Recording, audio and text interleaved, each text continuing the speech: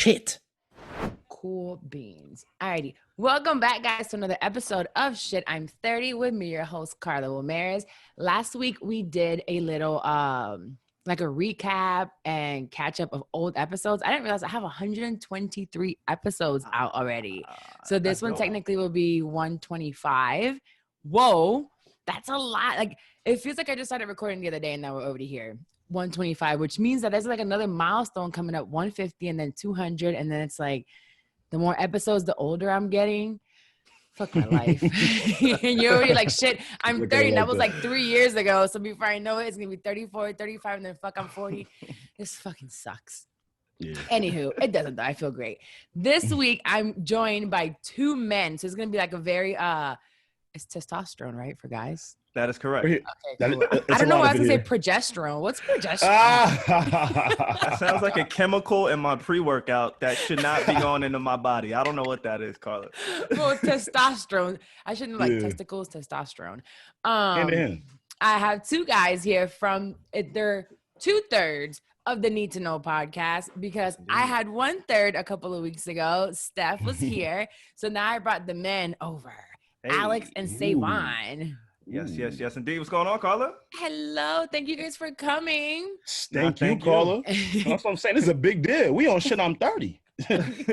You stop it right now. Come on, we were supposed man. to do this a couple of weeks ago, but Alex took his computer to the funeral. It was a funeral. It was a funeral. It came back to life, though. That's the first time I went to a funeral and that happened. But, you know, I'll keep it to myself. Was it like a big ordeal? What happened to it? So this is the thing about these MacBook computers. You never know. You know, the charger port stopped working and I got shook because I just got the MacBook like 3 months ago. I'm like, what the fuck? We just got the MacBook. Why the thing not working? Long story short, I got Apple Care. They handled it in like 3 days. Shout out to Apple. Yo, I cannot believe when I went to go check mine, I told you guys $1,000 to fix my screen. And they're like, oh, your warranty just expired in December. For Apple Care. And I was like, oh, great. $1,000. Suck my dick. So now I have to figure out how to do this outside of Apple because Apple just wants to charge me a shit ton of money. So anywho, I'm still talking to you guys and using my computer as a TV screen, which is great, but I can't go to my room to use my computer. I can't go to Starbucks if I want to go, or my living room, or the back, or I don't know. Sometimes I want to sit. What if I'm taking a long shit? Are such first world problems, Carla. Like, I don't feel bad for you. I just want to let you know that. Yeah, like, you really don't? I don't feel bad at you at all. Like, you can't tell me, hey, I have this big ass TV that I'm using as my screen and I want to take my computer to Starbucks, so I'm going through it. The whole point of having a laptop is for it to be mobile. If not, I would have gotten a desktop or I would have gotten an iMac. Yeah, but you really couldn't do your podcast without anything. So you have something. So I can't feel bad for you. I'm sorry. Savon? Shut up with your Maltese little dog. Yo, That's a very Maltese thing to say. Carla, I'm not allowing this abuse today from you. We're not doing that. Listen, Carla got a pit bull. My son Savon got a nice, cute dog, and she has a problem with that. But we're not going to bring that here, Carla. Well, here's why I felt offended. Because he's like, we hear a bark, and May says, oh my God, I thought that was Luna. But the bark was like, woof, woof, woof, woof. I was like, wait a minute. A little deeper than that. Thank you, Savon. A tad bit deeper. Thank you. That is not Luna. That sounds like a little dog. So I'm hoping he was going to, I thought you were going to say like a little, bully or something. No. Maltese. Here she go. But it's okay. It's okay. I had like a poodle at one point. So you can relate. And I had a Yorkie too. No, I like little dogs. I like most. I just didn't envision you with a little dog. I really thought you would have like a Great Dane or something. Dog. Oh, he would have had like the Great Dane or something. Yeah, that's what I envisioned. Oh, I see. Okay. Anyway. So to go back over to what you guys do and who you guys are, because I might not know you. I know a lot of people went ahead and listened to Need to Know podcast and they loved you guys. But you guys do stuff outside of your own podcast too. So you guys, y'all are a big deal because y'all work with like a big podcast and shit, you know? Do we? Do we say that? I didn't know.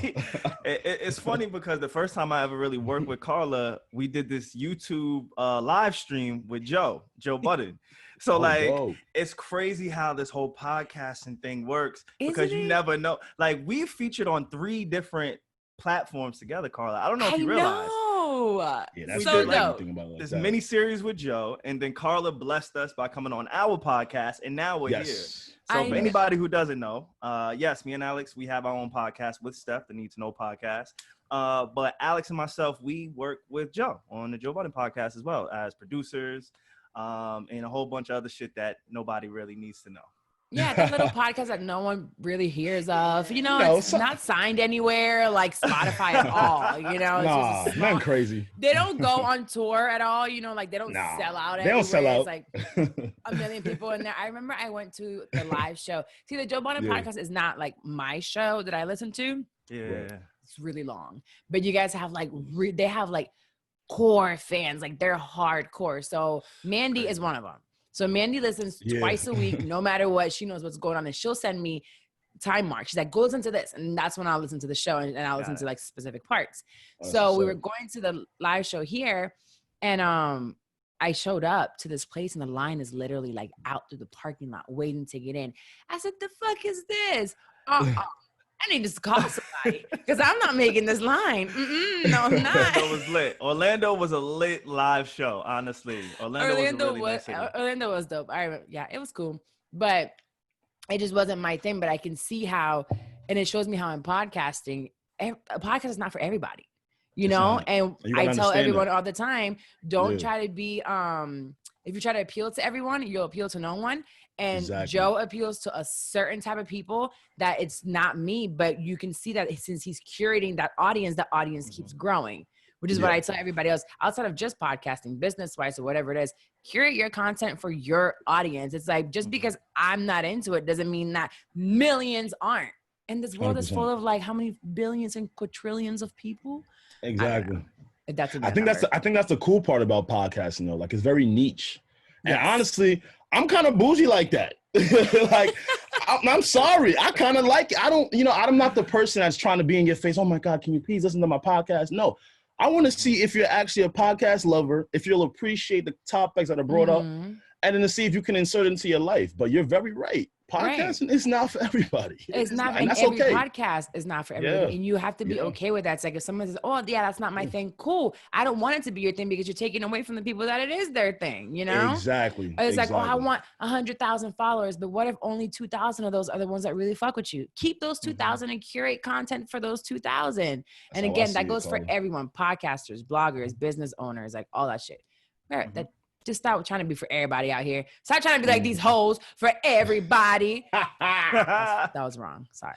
I take that back. You're acting up today, You really acting up today. And I've been so down lately and like just pooped. I couldn't even record last week. That today I'm like, May had something kind of not serious, but on the outline. I was like, I don't want to do that today. Let's just go to this one. And we're going to go into the shit you should know. And y'all know we be on Instagram now more than ever because we're home. Like, we're quarantined. We can't do much but work from home and be on our phones. So I'm not sure if you guys saw this video on Instagram about a guy that gave his girl the gift of a DNA test of their daughter, proving that the baby wasn't his. I saw it. So I'm going to put the video. I'm going to put the video up. Okay, please do. I'm not familiar. Here is the gist of how it went. It's the girl's birthday, right? So he has this big bag for her. He's recording her like happy birthday and hands it to her. And then inside the bag, there's another bag and another bag and another bag. And then another one that's duct tape. And she is so hyped, like, oh my God. And I'm sure for some reason I felt like she thought it was going to be an engagement ring because it kept getting smaller and smaller. So that's what girls be thinking. Like he's about to propose. I'm getting married. So she gets to the one, she's like, it's duct tape. She takes the duct tape off. It's another smaller one, and it's a paper. And she was like, this better be, I don't know if she said tickets to something or something. Or really, like some trip or some like tickets to somewhere. Some trip. And so she's shaking the paper around like, all cute. When she opens it up, it's kind of blurry, the video, but you can see her teeth smiling, right? And then all of a sudden you can't see the teeth anymore. And it's like she gets serious, and I was staring at that. And her teeth are gone. And she's like, why would you do this? What is this? And he's like, yeah, baby, whatever the hell the baby's name is, she's not mine. And she's just like, she is yours. So basically she cheated. He's like, I had my doubts, but why? Well, bitch, because you're out here for everybody, like I told y'all. Yo, call her. And then this happens. So she's just like, why would you do this? She is yours. And he's like, you have until the end of the month for you and her to move out, which I was like, ooh. Wait, he gave her the end of the month? For me, that would have been the end of the day. Like, okay, you better get your shit out now. Month? That's how we rock. Nah, fam. Say like, because you got to understand, I went through all of this to put it in all these different bags. So you got, he's festering. With each bag is another level of like anger. So the little girl is 3 years old. So she got to go too. Wait, hold on. Like, Savon, hold on. Can we get a full time out here? Can we get a full? Come on, like, Savon, you're not mine. Okay, wait. So you have been the father to this baby for 3 years. Yep. Now you find out it's not your baby. For sure. The baby has no fault in this. She's the one that was wrong. Because I'm sure she's like, I didn't cheat, but you knew you cheated. You knew at least there was a possibility it was two people. So she's wrong, and I get being upset or whatever. But you would tell them get out right then and there in the middle of COVID, bruh? Absolutely. And not right then and there. You have until EOD. Like, this is a business day. Between 9 and 5 is business hours, but I'm going to extend it to EOD. So you got until 12 a.m. to get out of my house. You and the 3-year-old that I thought was mine. What did they have no one to go to? I don't know. Like, that's not up for me to decide, honestly. I'm not gonna front though. I'll keep the daughter's room. Some saying gangster. I'll keep the daughter's room in there. You want to bring her over? I take care of her. And you go do your thought wave. Nah, but Savon, you understand? Like, we've already built a connection with this individual, this baby, right? In my eyes, the baby innocent. She is 1,000% the baby's. So 100%, $100,000. So you're not gonna give them time. You're gonna give them a time. You're giving them to the end of the month, Alex. All right. I'm gonna be honest with you. I don't even think I'd be so quick because, brother, you did all of that video shit for show. You know what I'm saying? I don't like doing shit for show. I like doing shit because it's for show and humiliation. Isn't it? It's hand in hand. Show and you want to show the humiliation, right? Yeah. So in the first place, I'm gonna handle all of that privately. You get what I'm saying? And once we handle it privately, I want you to get into a home, into a situation which is comfortable for you and the kid, because again, the kid is innocent here. I've already built a bond with the youth. You know what I'm saying? We don't went to the park together. So you're gonna kick her out. Ice cream together. But she can keep her daughter's room here. Oh, you're gonna kick her out, and then you would still be the father to this baby. Yeah, 100%. Because listen, that comes from me not having a father, and any male figure that was presented to my life as a younger, I really appreciated it. You get what I'm saying? But what about now? You know, Tommy is like, that's my baby girl. I don't want you to be a part of this baby girl's life because I'm the father. That's a different situation now. So now, Tommy, if you don't want me present in her life, even though I was willing to do it because she looks at me as daddy, that's an ego thing for you, Tommy. But Tommy, if that's the case, go ahead and do it. This is your daughter, like you said. But see, this is where I digress, right? Because now you're talking about keeping a room. Y'all know y'all was talking about like that Maltese. That room is now for the Maltese. Like, y'all might be able to share the room if you want, but personally, I can't do it because now it's a constant reminder for me personally, and maybe my ego is not as strong as Alex's, and this is documented on our show. Like, it's just not. So now every time I see this 3-year-old who I created a bond with, I look at her and I just think about, all right, whenever this was created, this child wasn't with me. Now I'm hurt. Now I'm hurt. So y'all both got to go by the end of the day. Jesus Christ, you are ruthless.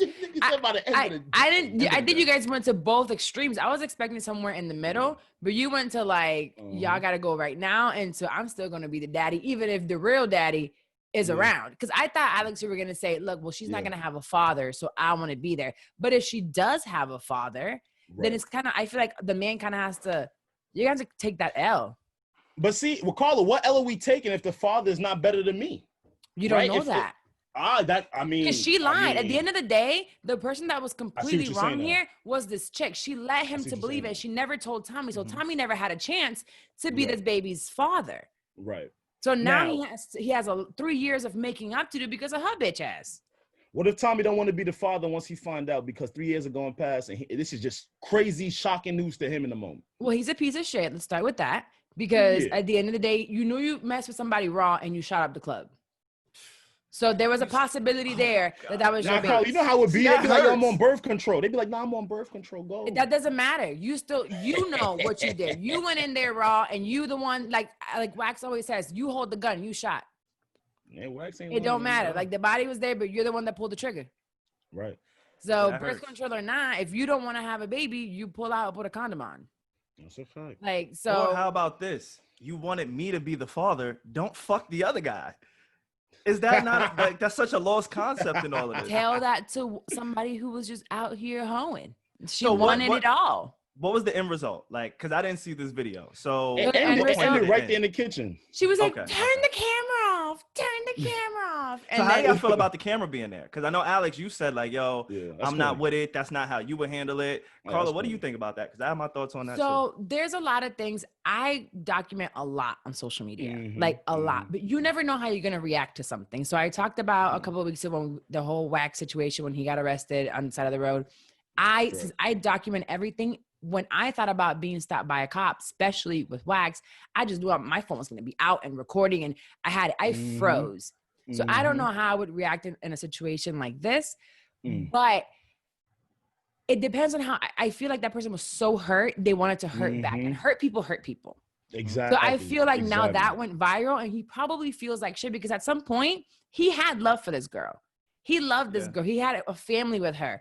So he just completely humiliated her. And then all of that is going to subside at some point. And he's going to be like, damn, I fucked up. You gotta look at yourself in the mirror after that. You know what I'm saying? Like as a man, you get what I'm saying? As a man, certain things you don't do. Like respectfully, like I know it kind of looked cool to throw that in your friend group chat, you know, and now when you actually a group chat, I get like, look at this. You know what I'm saying? That's different, right? Because like at least your friends could at least, you know, relate to the situation and damn, I know the kid.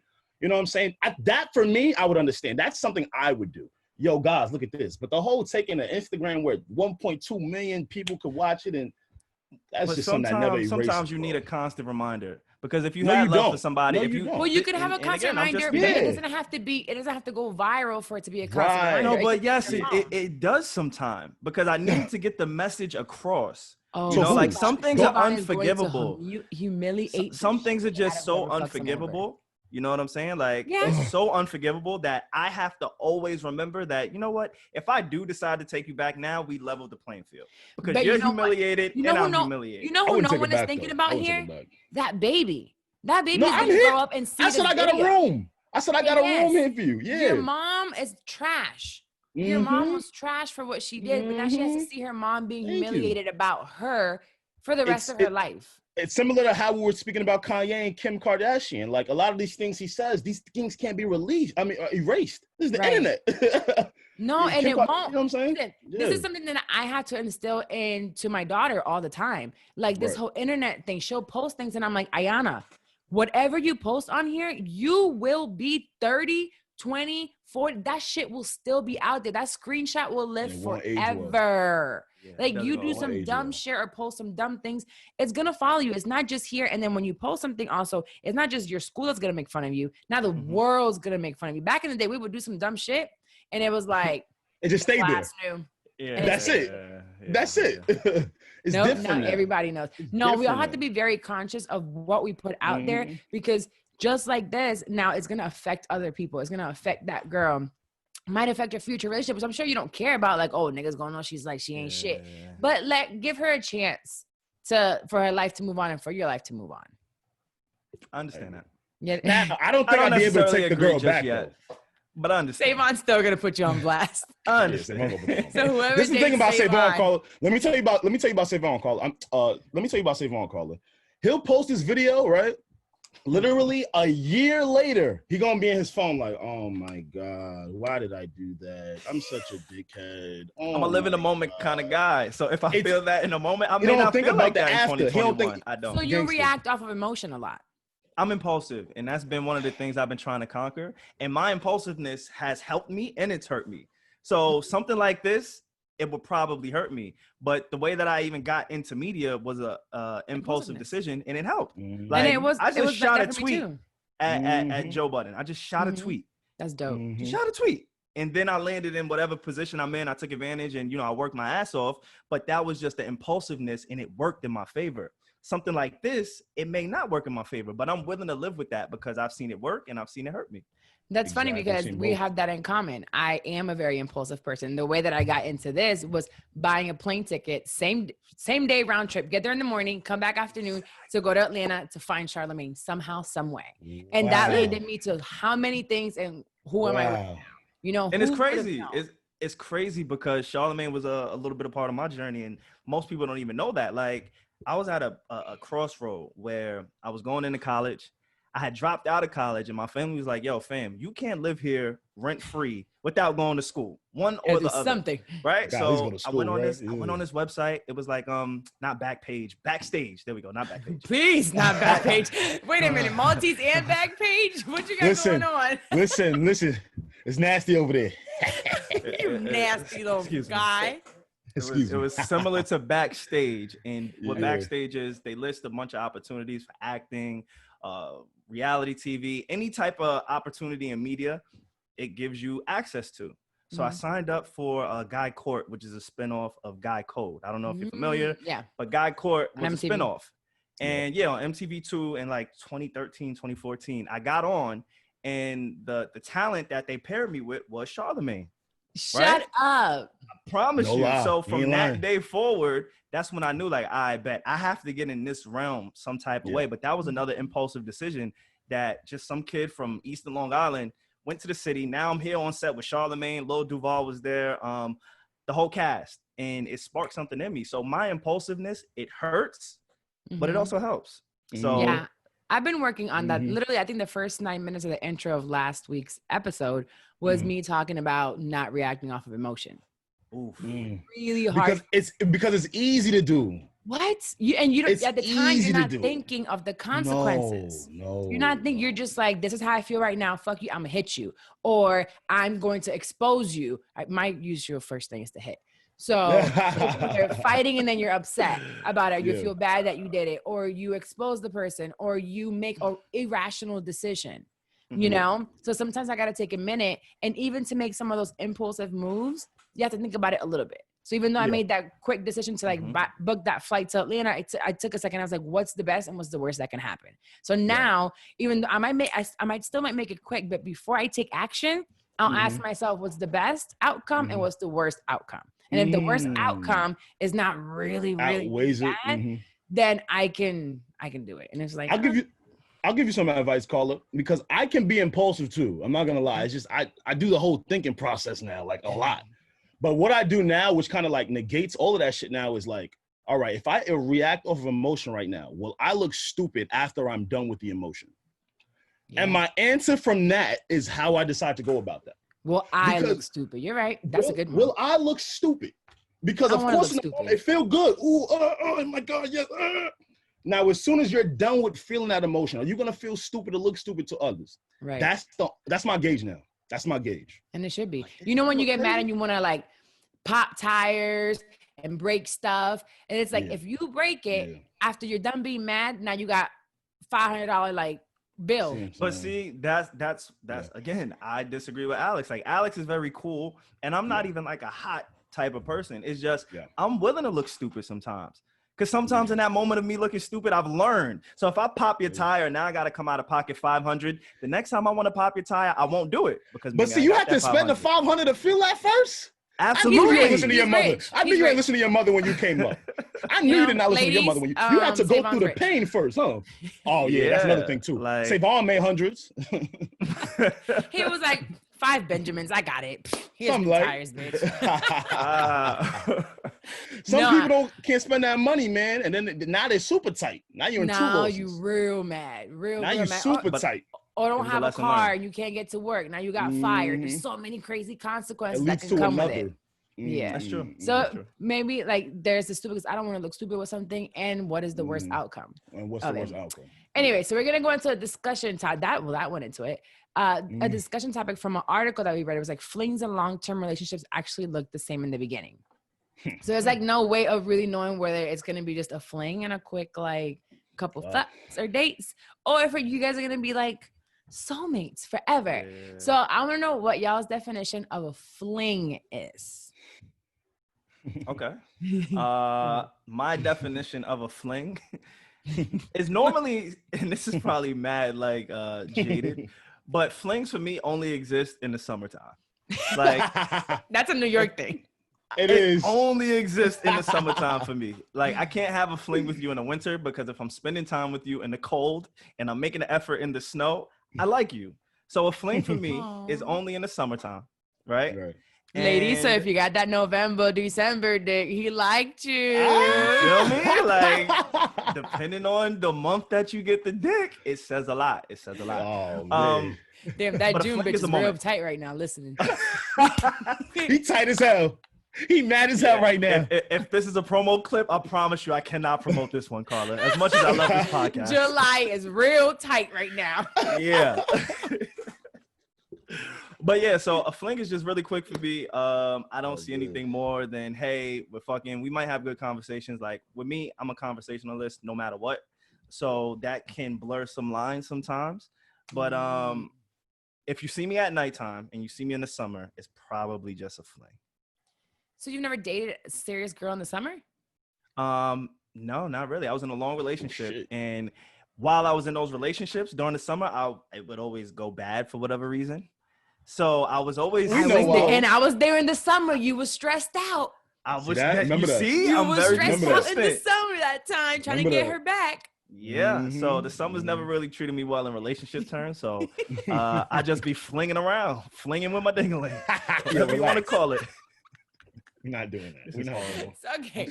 So summer. Okay. What is a fling to you, Alex? A fling to me, a fling ends. All right. So I don't know what the timing on that thing is, but it has to end eventually, and it can't be too long because a fling is supposed to be a quick end. Like we're going at it for a few, and then that was it. Okay. It can't continue. It can't be a situationship. It can't continue to. A fling ends eventually. I mean, everything can end eventually. The love of your life can end eventually. I think a little bit earlier though, because when you say the word fling, right, it's not concrete. Quick. It's very quick. It's something quick. So quicker than your relationship. It has to be quicker. All right. Than that. So then how does it work? What's the etiquette from going from a fling to a long-term relationship? Because the point of this article was, and I'll tag it on there, is how it goes from everything kind of starts like a fling. Yeah. It seems like there's not much of a difference between a fling and a long-term relationship in the beginning. You're dating, possibly fucking, going out to eat. It's the honeymoon, like, you're so cute. I love talking to you. And then at some point that ends. Yeah. And then it keeps going. And it's like, oh, now we're talking about real stuff. So then how do you get from fling to long-term relationship? Like, what are the questions that you start asking? Well, for me, I can't speak for women, right? I've only dated as a man. But I'm glad. Men are very so far. Word, right? Today. As a guy, I think we're very intentional when we date. So right off the first date, we kind of know where we want to go with it. Off the first date? For the most part, I think it's very like for me. And you agree with that, Alex? To an extent, because he's right. I'm gonna let him finish. To an extent, yes. So like I've came up with this system, right? And it sounds really misogynistic, but just walk through with me. All right. Do you know who my voice has? A misogynistic fucking king. I have a tier system, right? So I go by this thing. It's like a tier system. It's tier 1, tier 2, and tier 3. Tier 3 is primarily where like the flings exist. I know we're just fucking, and it's hard for you to get into tier 2 and tier 1 because tier 3 means we're just fucking. Tier 2 is like there's some potential. There's potential that you can go up or down, meaning we could just turn this into a fling where we just fuck, or I can promote you in a sense. And again, this sounds horrible, but you can get promoted to tier 1, which is like, yo, I see a future with you. Okay. You see what I'm saying? So that's how I process it. And for me, I can tell off like the first 1 or 2 dates. Easy. And then tier 1, she's wifey. Tier 1 is wifey material. I want to marry you. I want to like take you on the road with me on tour. Like I don't want to be stressed the fuck out. On tour? Yeah, on tour. That's love. That's on real tour. Love. Like that's like your girl with you on tour. That's love. Take her on tour. That is because there's groupies galore on tour.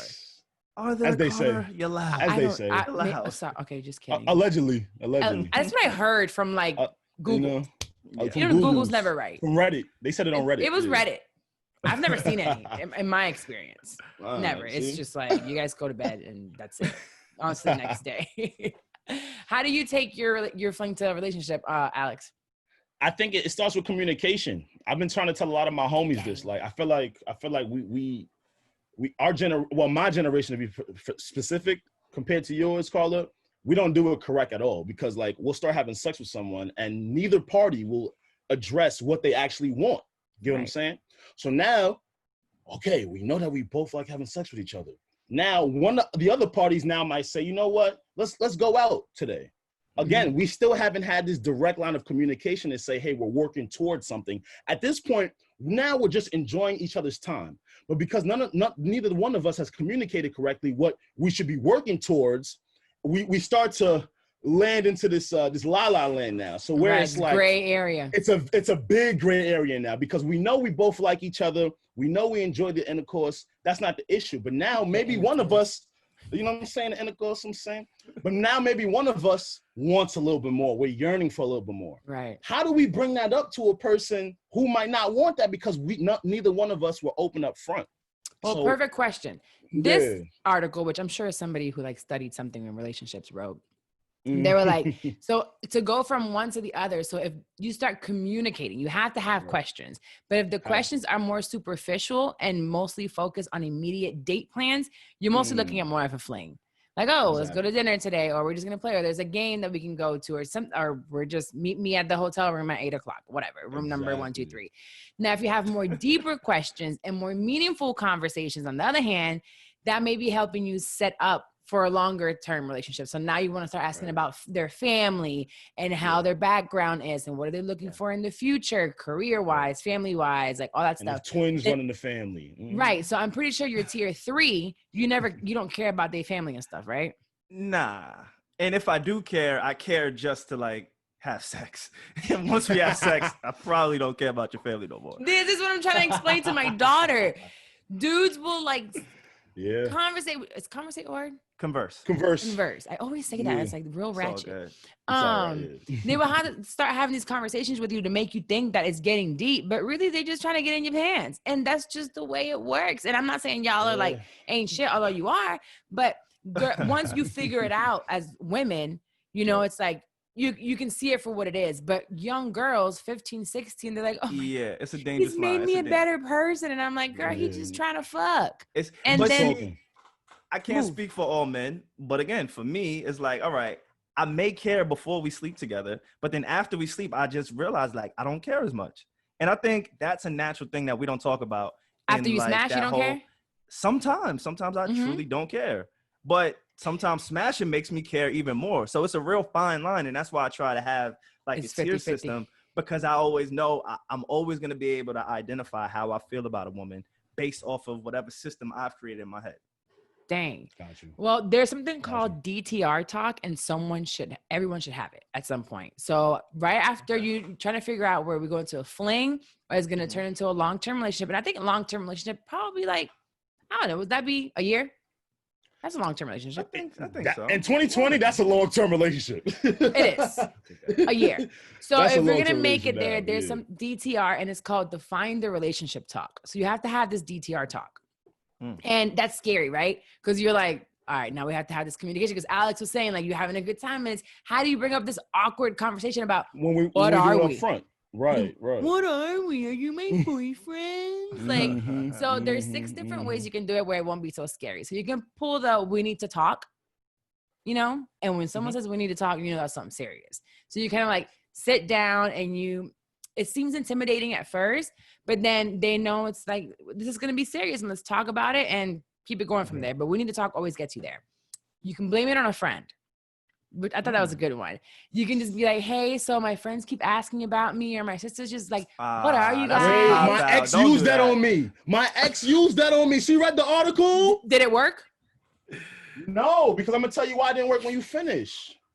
Okay, so that was one of the ways that you can use it to kind of get the conversation started. So it's like they asked me, maybe like I didn't know how to answer, so you can go in there and you could get the work done if it's not Alex that you're talking to. Number 3 would be wait for an intimate moment. So if you're patient, you can try to wait for like an intimate or opportune moment, and then wait for a weekend getaway, and then talk then. Like, now this is intimate. Yeah. Where are we going with it? You know, and check in with each other's feelings then. Give it a deadline. So it says, if you're hoping for an intimate moment but aren't patient enough to wait for one to come, create one yourself. Invite them to somewhere, an event in the future, or somewhere in a few months, and give yourself like, oh, in 4 months, we're going to go here, and I'm going to plan it myself. That way we can have the conversation there, and you have like the right setting. Right. And then, it was just 4 of them. I thought it was more. But I thought those were really good. Now, why is it that the bring a friend up didn't work? Because in my brain, because I'm a thinker. Like I don't allow people to do things to me without thought. Like I don't sit there and go, oh, that person just did that because they weren't thinking about anything. No, there's a reason behind everything. And because I'm so like communicative and I like talking, I'd rather you be more direct with your own intentions from your brain than you trying to swing along your homegirl that might not like me, or your aunt that never met me, or you get what I'm saying? Because now it becomes a bigger conversation with other people when really this should be between me and you. So even if you do bring that up as a conversation starter, 9 times out of 10, you're bringing that right back to your sister.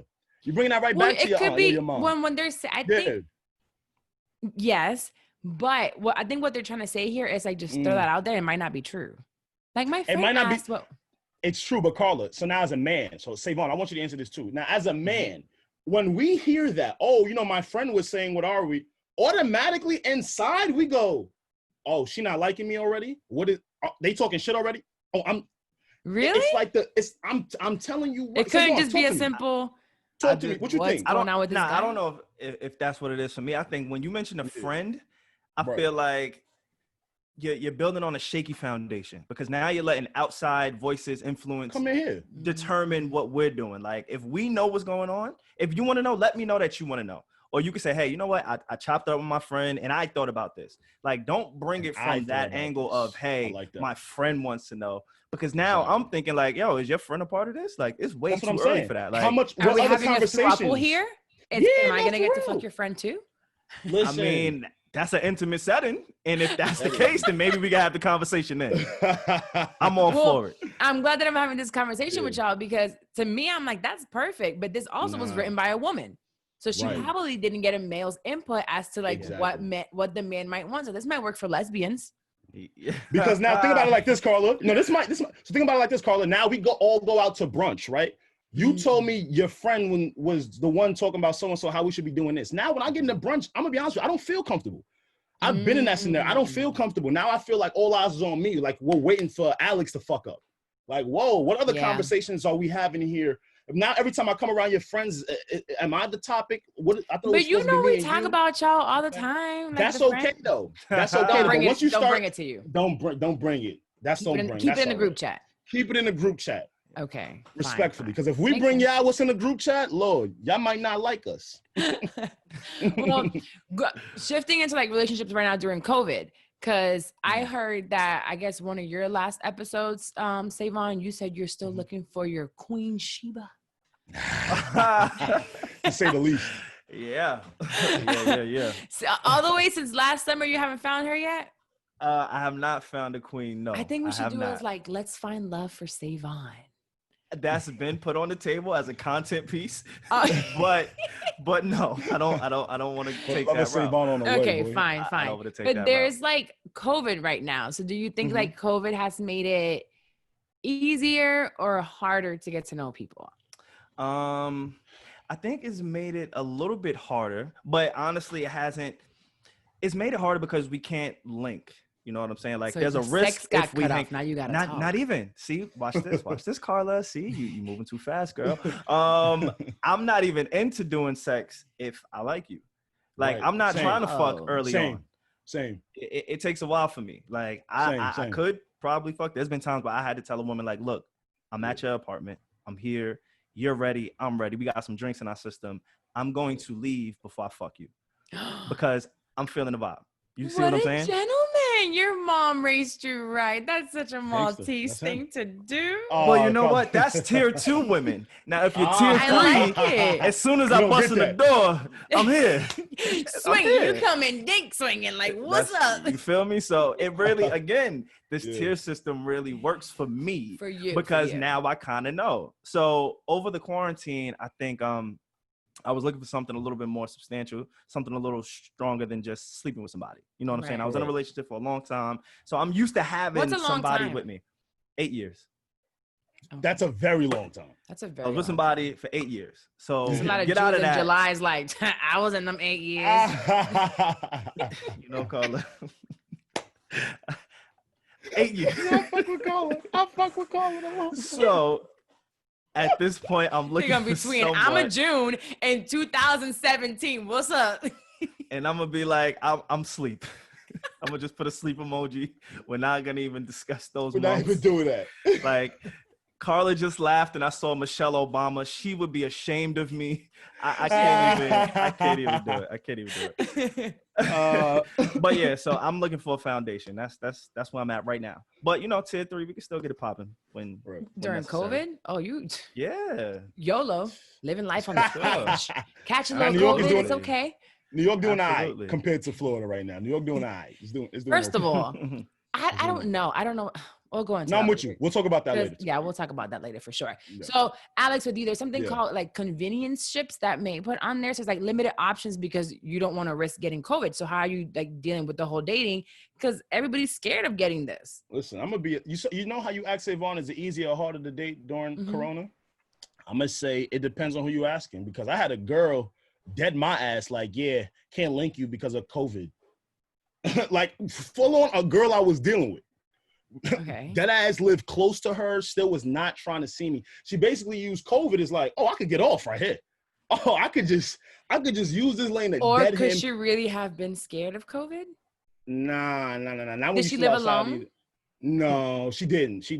But you gotta understand, Carla, I was taking COVID seriously too. Let me put it like this, Carla. If Wax lived 5 minutes from you during COVID, would you see him? Well, here's the thing. So there's some, you can't, that's a very open and blanket question because, so let's say, I think I was talking to Steph and she lives with her parents who are older, right? So it's like she's trying to see someone. You might say you're taking precautions, but I have to be really careful. So if my daughter was home and she had respiratory issues and Wax was there, he might just say, hey, I'm only doing business real quick, where I might have seen 1 or 2 people, but who did those 1 or 2 people see? Then he comes to me, then I give it to my daughter, then like, or someone else that lives with me and then they're dead. And it's all because I wanted to suck some dick a little bit. You know what I'm saying? Yeah, but you know what though too, Carla? I didn't even want you to really come in my house. I wanted to maybe just be outside with you with a mask on and kind of like communicate, see you face to face because you are so close. You know what I'm saying? We could always take precautionary measures, right? That don't mean you got to come inside the house. So with quarantine, I feel like a lot of people have really exuded this game of relationships, right? Because now you don't have to link anybody, but you can learn them, which could be a benefit, right? Or you don't have to link anybody and you have an excuse. So, you know, I feel like it's detaching us from like personal reactions actually, because we realize that we can do a lot of this shit right here from this iPhone. You could. May says she has a friend that had a grocery store date. They went grocery shopping together. That's nice. That's actually kind of cute. I'm buying my groceries. You buy your groceries. What's up? I like that. And now we're judging each other because I don't like the milk that you just bought. Like, nah, fam, we're not doing that. Like, you taking the whole milk? We go keep it traditional. I like 2%. Alex, what kind of milk I do you hear what drink? you're saying. Me, personally, almond milk. I don't even like dairy cow milk personally. Bougie. I don't. I'm sorry. Like, like, what's going on here? I don't. I keep hearing we shouldn't drink cow's milk, but whatever. I taste it. I figure 2% is watered down. Now, there's one more thing that I wanted when it comes to this, because both of y'all are in the city or in New York. Now, I know over there now it's like the city means Manhattan. But you know, in New York, y'all live. Yes. So how do you court a woman in a place like New York? Like, how does that? Because during COVID, I feel like the city's like this highlight. People look at New York like a movie, so they expect to have like these movie settings. But how do y'all court your tier 2s? My tier 2s. Well, tier 2, food. Like, it's easy. New York is it's a variety of food. We could do Mexican, we could do tacos, we could do a food truck, we could go sit on the water somewhere. Like, I know the water's not the cleanest, it's not Orlando, Florida water, but water is like the view is still pleasing. You know what I'm saying? Like, women love that shit, fellas. I don't know if y'all know, but women, anything next to the water, it's so romantic. They're with it, right? It's so I think New York has a lot of low-key spots. A lot of parks, and I know, again, there's different types of parks. There's hiking parks, but then there's parks where you could just go and kick it. So for me, I like, especially during COVID, that's what I like to do, parks. You go with like a blanket and a little picnic. Yeah, you know, I've been wanting to do that here, but it's so hot. It is. This is like Lake Eola, downtown Orlando is beautiful, and they have all the like the ducks and the goose and geese or whatever walking around, and but it's like 100 degrees, and you're like, like it's too hot. So how do you court people, Alex? Listen, I'm the type of person, man. You gotta like to do what I like to do, right? Well, you gotta like to do common interest. Yeah, common. It's very important, you know, because the women in New York are naturally very strong-headed, so you gotta match it. I feel like the women in New York, if you don't show them that you know what I'm saying, that you can match that energy, they might not want to show you anything, right? So you got to come to Home Depot with me. Come do a project with me real quick. Let me see if you can really, come on, man. Like, come Home can you, Depot? Can you send, like, listen, because we could go to dinner after. Dinner's easy, right? Home Depot? Money not the issue here. Come on. Listen, just hear me out here, right? If you could naturally enjoy your time while I get some products here for the crib, and then we could go do something after, go to a restaurant, and it's like, you understand me now? I'm with that. Okay, so I have to go with you to Home Depot. Let's go to, just go with me to Home Depot. Let's go to the little, let's get some plants for the yard. Let's go to that. You know how they have the greenery area there? You could walk through, it's like an outside. You can spend a lot of money out there buying plants. And you know it. That's how, especially right now during COVID. I have bought everybody's planting. A few. There's one back there from Home Depot. That one's that one right there from Home Depot. Yeah, I could tell by the cut. I could see. But because you got to match the energy, because women in New York would tell you, yo, you got to like to do what I do. So I bet we got to match it. Let's go do something random. And then you'll do what she wants to do also. 100%. You have to. It's about compromise. Right. Okay, cool. I like that. Look at where we are in the world. Like grocery store and Home Depot dates. You see that, Savon? Like, please. I love the grocery store. That's where we at with it. As a date, though. I mean, you gotta do what you gotta do. Savon, a date don't gotta be like, food and nachos. Like, I gotta talk to you. A date is, I'm trying to learn you. I'm trying to learn you. You could be anywhere in the world learning a person. So it says more about you if you can't sit here and do this. I don't think it would be a first date. I'm thinking right now during COVID, you guys have been Zooming or talking or FaceTiming for a while. And then it's like, I've known each other for a couple of weeks. Let's go to the grocery store. And it's like you get to talk, and then those are going to be conversation items for later on. You know, and then you get to see the normal in them. Yeah, did you make that recipe? How did it taste? Maybe I'll drop you off a plate or something like that. That could be something that can come out of it. That's Carla, a really cool idea. If I remember correctly, when you were on our show, you were single. And you were telling us how you court a man. So dropping off a plate, that's what you do. Like, that's your love language in a sense. Love, right? Food, feeding my man is a love language. 100%. So I haven't found many callers in my life. Like, maybe it's just a New York thing. Maybe it's just a New York thing. I don't know. Like Alex said. It could be, because remember, Mandy was adamant. No, not she over here cooking for a whole nigga. But just want to point that out. And I'm going to point out every episode and every live and every tweet that I can. She has never been to the grocery store as much as she has in the past, like 2 months. Okay? She's just out here like Betty Crocker cooking every day. Is that right? Yes, but I feel like cooking, everybody eats. And that's something that you can relate to. It's like, you got to eat. So it's like, let's cook, and cooking for someone and eating dinner with them at home does not have to lead to sex. Like at the time, that's still intimate. Yeah, because when I went on y'all's show, who I was talking about cooking for was Wax, and he was coming over all the time. But we didn't have a set title. Although I knew I got you mine now. You have you don't know, but I already know. It's here. We're done. You're done. You're off the market. You just don't know it yet. But there were times that he would come and cook, or he'll send me grocery money, right? And I'll cook, and he'll come over. We wouldn't have sex. We would just literally be in the living room with Mandy sometimes, watch a movie, and then he would leave because he went to work super, super early. Because like he would go to work. So it doesn't have to lead to sex every single time. I just want you to be intimate with me. Wherever that is, however you can show me that, just be intimate. Intimate does not mean sex. It doesn't. Like men skew that word a lot. Intimacy is like, I'm really starting to understand your soul to soul type shit. I'm sorry, I'm getting so deep now. Are you into monogamy? Are you a monogamous person? You know what's funny? My mom is one of 65 children. She comes from polygamy. So that's funny, because I was gonna ask you about that. I didn't know how deep you wanted to get into it. Oh yeah, you can ask me anything. 65? Mother is one of 65. She has 60 other half brothers and half sisters. No, Alex, Okay, have so you how ever does- like accidentally fucked a cousin or something? Yo, that's what. Not yet. Oh, he said not yet. That not that I know of. Not that I know. Like, our eyes are kind of like similar. That's what I'm saying. Like, why Okay, are your so eyes how does small? it work? Give me Yeah. the background. What? Yeah. Explain how that So- how that specific situation is. So in Nigerian culture back in the 60s, 70s, you know, that was natural. A man would court 11 to 12 to 13 wives and breed so many children. So my mom was raised on a block with about 5 to 6 homes that my grandfather owned. Within that now, the wives naturally would feud against each other, right? There would be beefs. People would try to poison other kids and stuff like that because they're jealous. They're trying to be the best wife for that husband. Now, it's funny because I come from a single household now. So my mom left that household and became a single woman for a very long time.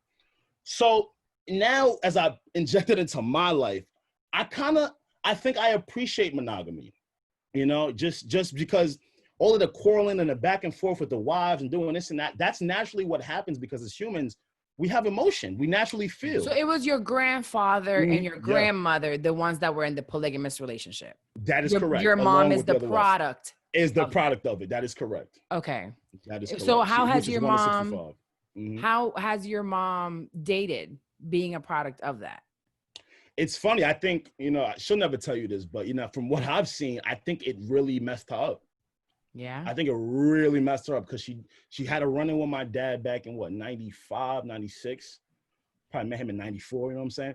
And then since then, I think there's some psychology in her brain that never really tried to tap into a deeper love. You get what I'm saying? Like, and I think a lot of that comes from how she was raised. You know, it's funny because I've honestly just been thinking about that these last couple of weeks that she's been home because she does not try to date. My mom does not date at all. How old is she? She's late 50s now. Oh my, into she's still 60s. young. She can get Still that. I know, but she ain't with it. She ain't with nothing. She's just with the Lord. She might as well become a nun. With the Lord. She with the Lord. You know what I'm saying? With the Lord. You know what I'm saying? But it's interesting to see how it kind of has affected her going forward, you know, because it's as if she's just scared of trying to love more than one person or one person at all. It looks difficult. Wow, it's like traumatized. It's trauma. Yeah, 100%. It's like no one. Like she had a run-in with my dad back in the 90s and that was it. And that's you're a product of your environment. So it's like nature versus nurture. Right. You know? So even like that doesn't mean that all Nigerians are that way, but that's the way that her nurture was, you know? Exactly. That's dope. What about you, Savon? So now you want to be monogamous. You're being the third person, Alex, right? Now you're from Yes, I definitely want to be monogamous. Okay, cool. What about you, Savon? It's crazy. I want the same, but I come from a very different background than Alex. Like I have grandparents who've put in 30 years, like 2 sets of grandparents that put in 30 years. My mom married my stepdad. They're like 20 something years. So I've seen monogamy my entire life. You know what I'm saying? Right. But it's crazy because like Alex said, his mom isn't dating. My mom, she got with my stepdad when I was like 2 or 3. So I call this guy my dad. Like, you know, my biological father, he's present, but my stepfather is very present too. So I'm been blessed to have 2 fathers. You know what I'm saying? Like, and a lot of the times when I say that, people think I was raised by 2 gay men. But no, that is not the case. I have 2 fathers. They are very much straight. One is just currently with my mom and the other is still in the streets. Right. So wait, so the other one's not married? No, he is very much active. In the dating dick slinging scene. Dick slinging. It's like this, caller. If you got a friend, put Savon Dad on. It's like that. And he's ready. Like I took him to Joe's pool party. And man. I had to pull him aside and I said, look, there's some women here who are dating these men. I need you to not get me fired by trying to stick your dick in them. And then it was another time. Listen, have you ever posted your dad? We need to see what your dad looks like. Yes. No, he's mad young. I can send you some pictures. Yeah, my dad is only 42, 43. Yeah, 42. And I'm 26, 27. So they had you young. Yeah, my mom was 16 and my dad was 15. Oh, that's gonna be. Well, I was 18, but that's gonna be. I'm gonna be a young mom. I where your little friends at? It's their caller. So what do you want? So you're literally a product. That's like Rich Dad Poor Dad. Remember the book? Right. But more on the financial side. So on the dating side, you have one that's like monogamous, and here we are, and then you have one that's out in these streets. Who do you who do you relate with and where do you go? Fucked That's up interesting. because That's I teeter interesting, yeah. both. Like He does. You can't do both. I know, and that's been my problem. That's why I'm you're always single. single in July. Like, so I'm always single in July. You take over the biological dad in the summer, and then you raise that. Wintertime, I want to be like it's fucked up. But I think as I get older, I'm leaning towards my mom's side, where it's like I want that stability. But then, you know, as my career grows and, you know, more attention, more, I guess, just attention. You know what I'm saying? More options. You know what I'm saying? So, and it's like, you want to experience that. We still young. You know, I don't want to be tied down, but if I'm going to be tied down, I want it to be the right person. I hate that word, tied down, because I feel I'm monogamous all the way. Like I just like me and my partner, we're not adding anyone into the mix. No, unless they want to die. So I don't feel tied down. I don't feel like I'm missing out on anything. And it's crazy because you're like saying as the career grows and you're in a whole completely different platform. So there's people I hide in this room all day. It's like my voice grows and the platform grows, but I'm still like in a room. As it grows, I don't feel like I'm missing out on anything. And that might be my core of monogamy and really loving it because I feel like I'm growing myself, then I'm growing within the relationship, like the family's going to grow. And it's just like, I don't feel tied down. I still feel like I'm expanding, but just with this person. That's beautiful. But men have egos, you know what I'm saying? Like as a man, at some point in life, you gauge yourself by how many women are attracted to you. They say like, you're not really successful until men want to be you and women want to sleep with you.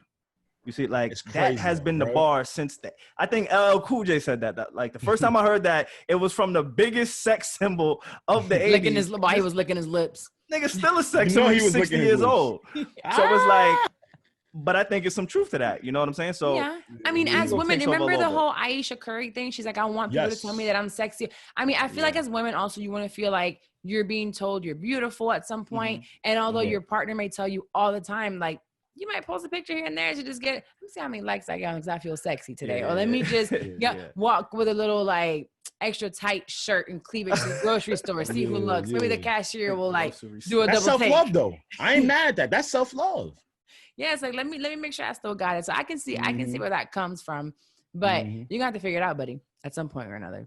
For sure. Because then you're gonna end up in another long term where it's like in the summer you single. Oh, you could just find someone that's okay with being number one and you having a 2 and 3.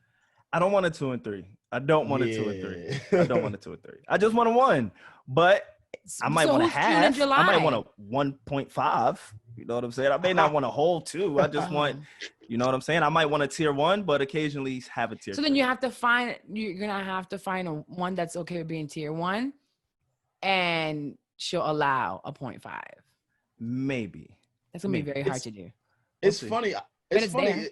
You ain't shit.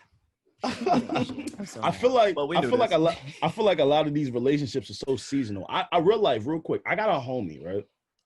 He gets a girlfriend. No lie, this is every year for the past 5-6 years since I've known this kid. He'll get a girlfriend by October and will find something wrong with them by May each year. What? And all I keep telling him is, so he can do you June, just like July. being a summer hoe. He Exactly. just trying to have a June and July. You just want to be a summer hoe. It's just crazy because he's the type that gets so down, and I'm just like, yo, bro, you put yourself in these situations. A lot of the times you create these problems right when the weather gets nice, and it's like, yo, and he bro, might not even do it consciously. It could be subconsciously, like it's coming. He has no. Yes, he doesn't I'm know keeping track it. though. Exactly. May Wax does call you June. Might want to put in an application, bro. May. Wax does call her June. June, April. Okay, damn. June, July, August. All right. Oh my God. Let me see. We're gonna go into our next episode, our next segment, and it's unsolicited advice. So with this segment, if you guys want advice from me and whoever my co-host might be at that time, just go ahead and send an email over to shitim30podcast@gmail.com. And I'm going to give you amazing advice because I'm smart. Okay. So this one says, should I give my boyfriend my pee? Okay. What's going on here? What's going on? Maybe what the hell going on here? What's going on here? What did she say?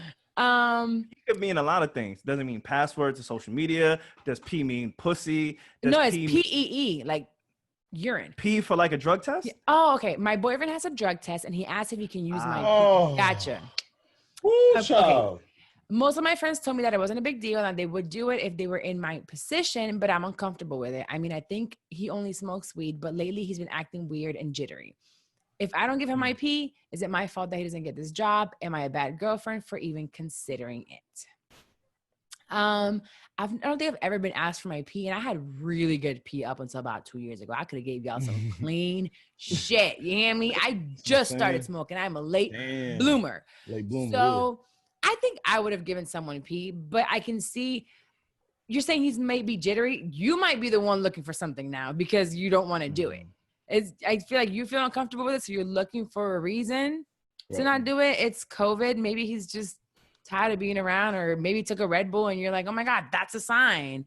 I don't see anything wrong with giving somebody pee. I would have done it if someone would have asked me before. Have y'all done it before? Yeah, I have. You have?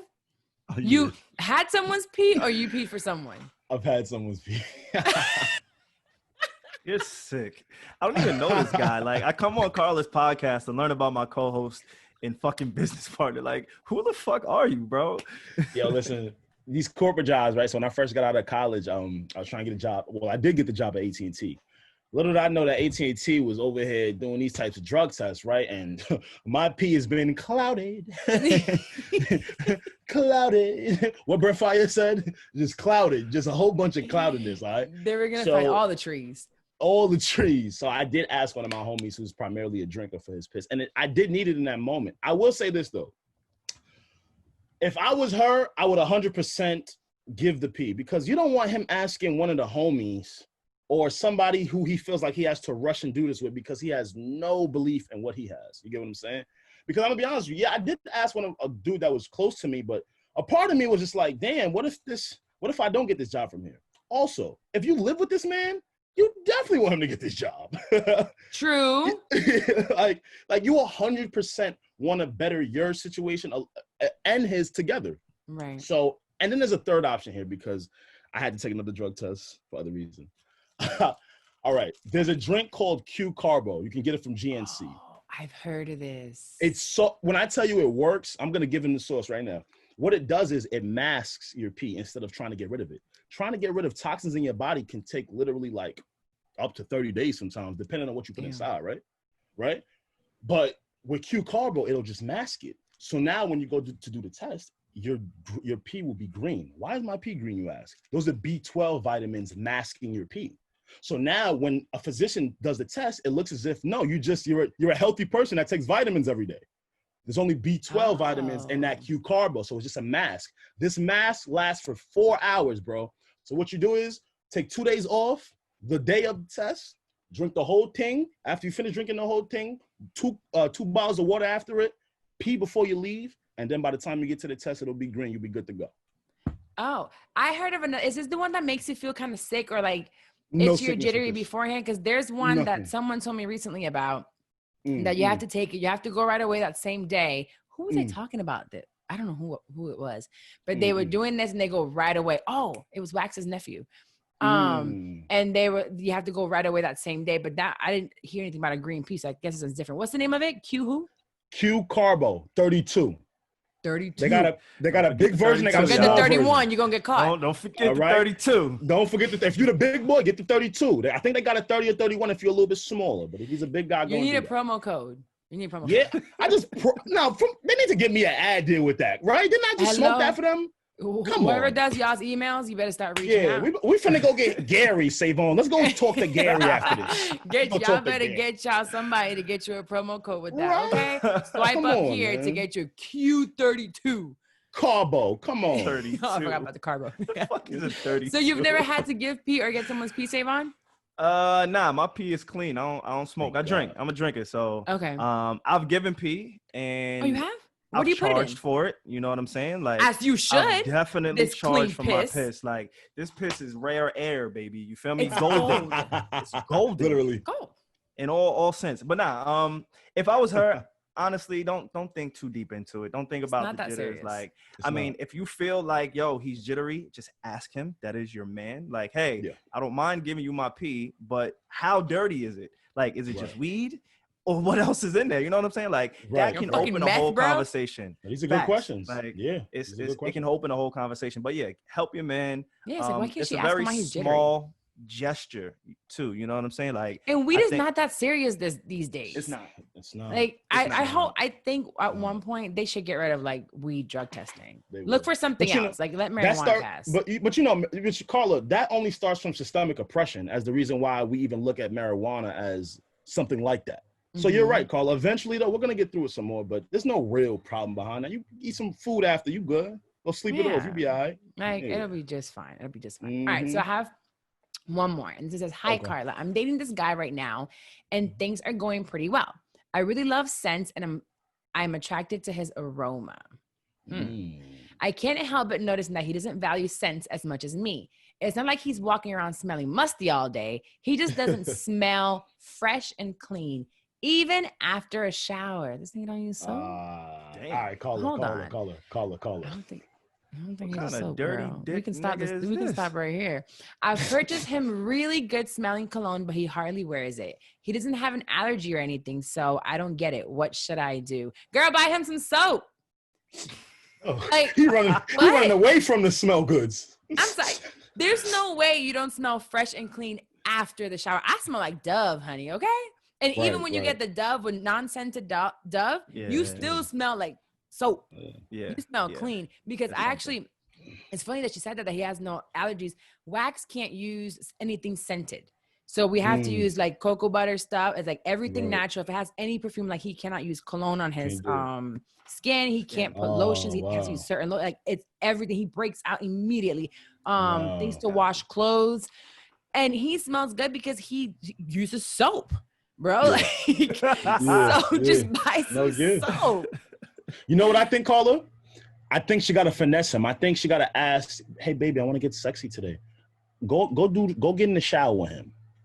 Act like you really want to, you know what I mean? See what he really doing in there. So I'm saying. Fuck all that. Tell that nigga he stink.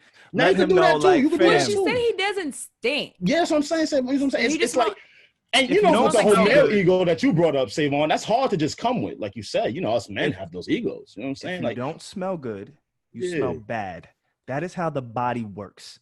You see what I'm saying? If you don't smell good, it's bad, especially when you're trying like impress somebody. But you can tell she said it's not good enough for her. You know what I'm saying? She prefaced it. She said, yo, it's not that he smelled bad. It's just, it's not like, I like smelling smells all throughout the day. I like the aromas. So go in the shower with that nigga. Something. She should say something. Too. Yeah. And then maybe, they're just dating. I don't think they live together. Because if they live together, I would say wash his clothes with certain something. So when he puts them on, like they smell. So if they live together, that could be a thing. Or just spray that nigga when he walks on like a roach. Good time. Just hit that nigga with a good shit. That nigga with a. He be like if he's not putting it on himself, you put it on him. Like here you go. All right. Do we have one more? Oh, there's one money about money. Oh yeah, y'all rich. You can help her out. Okay. This is I need help spending money. I have $53,000 in my savings. Bitch, I help you. You need help. Shit. She needs help spending. Hold on. I have $53,000 in my savings. I'm 26 in a PhD program, and I make about $35,000 a year. I save every penny I have, every single one, and make serious sacrifices to do so. I was dating a girl for 2 years. Everything was great, but she lived 9 hours away in school. To cut gas, travel costs, to see her every few weeks, I broke things off with her, the woman I intended to marry, just to save $250 more a month. I don't know why I have this relationship with money. Do you think it's a problem? What should I do? I thought he was going to say, he needed me to help him spend it, but you're a cheap you're just cheap bastard. Yeah. Never mind. I don't want to give you advice. I don't like to talk to you. All right. Well, whoever this is, cheapskate, I got you, Carla. What, bro? Like, this is your queen. Spend some money. I'm really tired of y'all broke ass niggas. Let me stop. You ain't broke. I was getting angry. I know. That's why I got angry. I'm really tired of y'all niggas acting broke. Because then when another nigga go take her out, oh, you crying. Oh, she broke my heart. Yo, bro, give her the experience she would want to give you, etc. You know what I'm saying? Because it's like, yo, bro, God willing, we might not see tomorrow. Yeah, you know it was only $250 a month. What's that? You mean to tell me you got $53,000 in that bank account, and that's just sitting? So what do you do for fun? That means he does nothing for fun. You just sit. You're miserable. Just sitting, saving checks. So here's the thing. The question that he asked was like, is it what kind of relationship with the money? You have a very unhealthy relationship with money, and it can come from your background. So maybe did you come from a very poor background where your parents didn't have enough and you were trying to hold on to money? What I will give you coming from my background is that money comes and goes. And I actually don't have that relationship like that with money. I get scared of spending money sometimes because of my daughter. So I'm always like, I have to make sure I feed her, but I'm always my therapist, when I would freak out about when I was going to quit my job, sometimes when I would be like, I don't know if I'm going to make, she's like, look at your account. And I'm like, but, and I would freak out. And she's like, you always make a way. You come in here week after week. And she's like, every time you come, you made a new opportunity. You made more money. And I'm like, yeah, but so I had it also, but money comes and goes. And I've seen how fast and, and slow it can stay. And then it just, before you know it, it's gone. So that $53,000, you are sitting there holding on to it and you don't know something might happen and you got to spend 25 of it. And it's damn, there it went. Yeah. And you're only making $35,000 a year, which means that you really are penny pinching everything. So I don't know how I don't think she want to date. She must be a penny pincher too to date you. God damn. And also, my full Savon. Yeah, go. I was just gonna say, I think you can't take it with you. Like, God forbid something happens, that 50,000 means nothing. So I agree. Like, I'm the same as Carla. Like, people think I have a lot more money than I actually do because I'm quick to spend it. Like, if I want to take a trip, I'm gonna take the trip. If I'm with somebody and I want her to come with me, I'm gonna pay for her.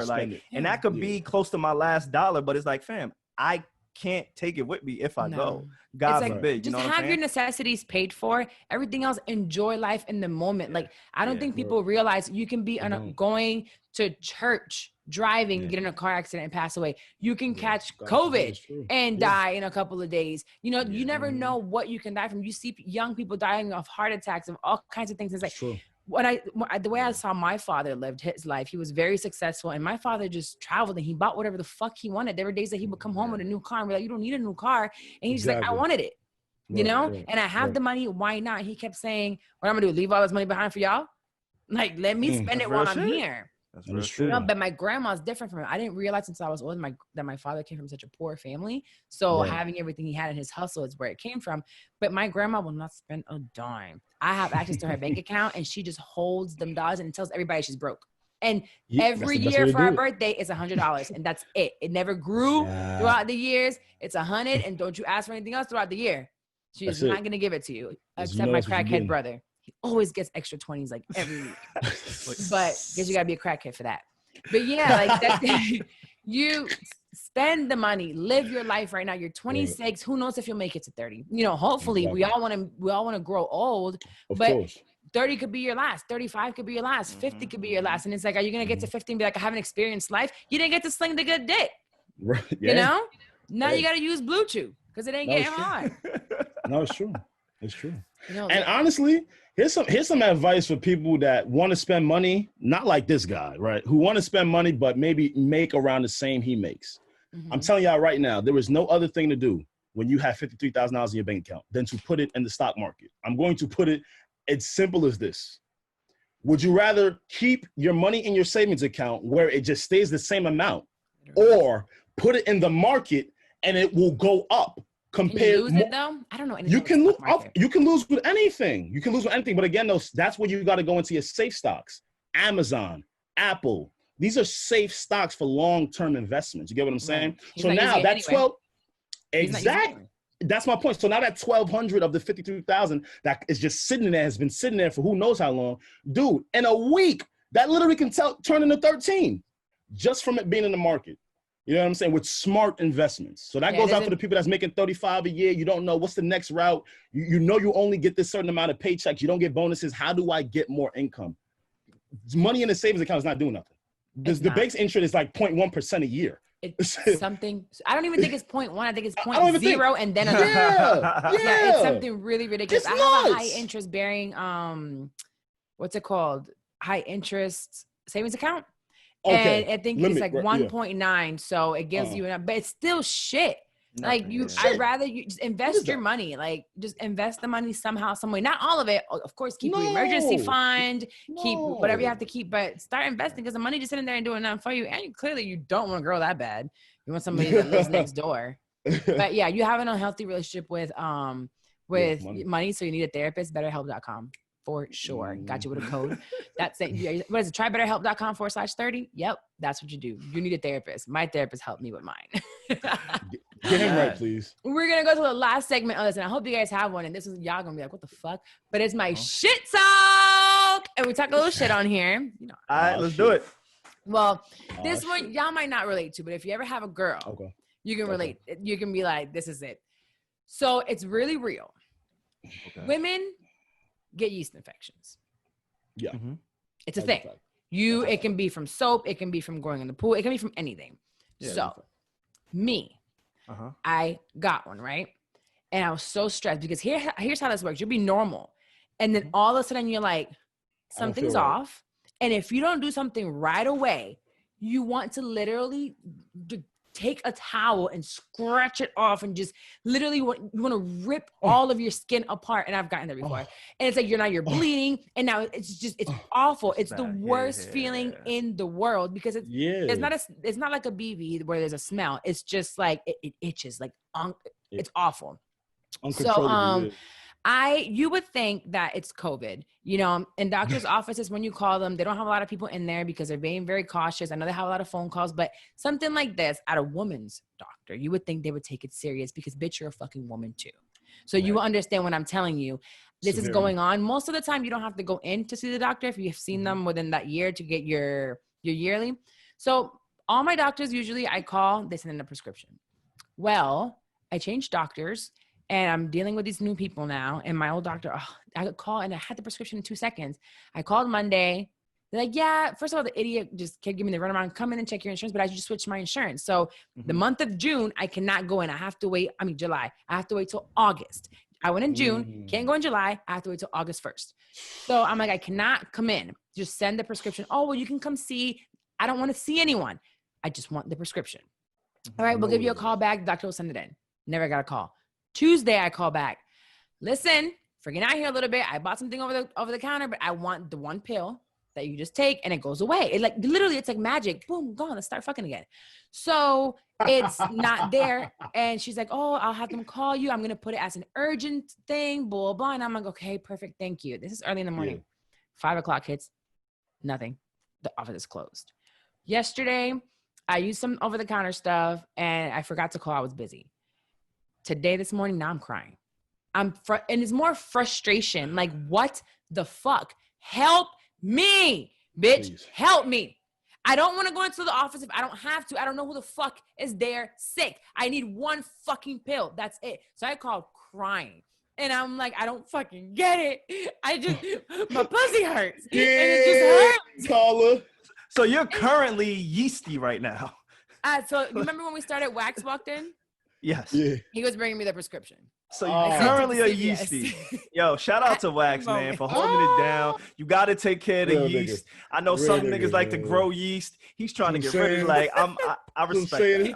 I said, go to the pharmacy. He was like, it's here. Take it right now. Here's the water. I bet it was. He can't right wait away. to get rid of that I'll be ready in 20 minutes. So anyways, the point was that today on a Thursday, I call. And finally, I'm like, now I'm crying. And on the phone, they're like, let me get you straight to the nurse. The nurse was like, the doctor called this in on Monday. Excuse me? So on Tuesday, they couldn't tell me that. Wednesday, I couldn't get a phone call. And where did you call in? Because I called my pharmacy and my pharmacy doesn't have it. They called a different pharmacy. The pharmacy didn't call me. Now, if there's any nurses or anything like that, or just women or just understand my pain, it's like, this shit hurts and it's really uncomfortable. And it's just like, I just want to have a little sex. And it's COVID. Just a little, a little piece of sex. Had a sucking dick. Just have Lock jaw, bro. Like, I'm over it. I did notice since the last time I saw you in New York, your jaw looks real strong. Save on. Like, I see what the fuck is going on. Like, I was going to ask you your regimen, but I didn't want to offend. But since we take a 20-pound weight. Like, the cheekbone is really toned and defined, and hey, shout out to you. Toned and defined. That's one of his things for sure. But yeah, it was just really frustrating that I couldn't get that. But now I got it. It's all good, and I have an appointment on Monday, and I'm gonna go the fuck off when they see my face because I have to go anyway. That's another reason I'm like, why do you want me to come in when I have an appointment next week? Yeah. Can we get it cleared up before she has to look at me down there? Yeah, Please, sure. like, doesn't that make sense? Please. So yeah, that was my really frustrating moment today. I think when I sent May a voice note, my voice was still cracking probably because then Mandy calls me and I was telling her pissed off too, and she's like, I waited a while to call you because I don't like to call you while you're crying. I'm like, I'm about to record. I'll call you back. Like, leave me alone. I'm over here stressed out, but I'll be good by tomorrow now. I'm so excited. I'm so happy for you because that's annoying as hell. It's so bad. Men don't get periods or yeast infections. Like we just. So actually, you do. Oh. You do get the yeast, but you have no symptoms. You guys give it to us. Oh, see, that's ladies, that's not it, man. There's so many different reasons why you can get a yeast as a woman, but notice, and there's some people that will notice that are women when you're just smashing a guy or whatever, that every time you have raw sex with them, every time, like clockwork, you get a yeast infection. This guy is carrying yeast. So I remember back in the day when I was, what did I do? When I was pregnant with Ayana and I was married. It kept coming back to me, and we had to treat my husband as well. So they give you, if you're in a one partner monogamous, your doctor will give you something for him as well, so he can get rid of it. So yeah, hand in hand. Because I don't know, but yeast has something to do with the pH balance. Because I know when you have sex, a lot of raw sex, and when you're constantly coming in somebody, it throws off the pH balance. And then that's when the whole yeast thing happens. You'll get either a yeast or a BB or bacterial infection. That's the one that smells. But again, that's what drives me crazy with some women when they just leave it smelling. When you catch the first whiff of that, call a doctor. Handle that. Go straight. It's a quick pill. It's a quick pill. Some women just let it go, and I'm like, if you can smell it, it gets to the point where it gets unbearable, unbearable. But it's so easy to fix. When you are having a lot of raw sex, it's inevitable. There's good bacteria and there's bad bacteria.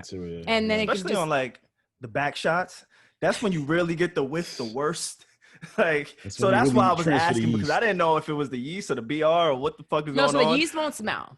Okay, cool. Unless I guess maybe if they had it for 1,000 years.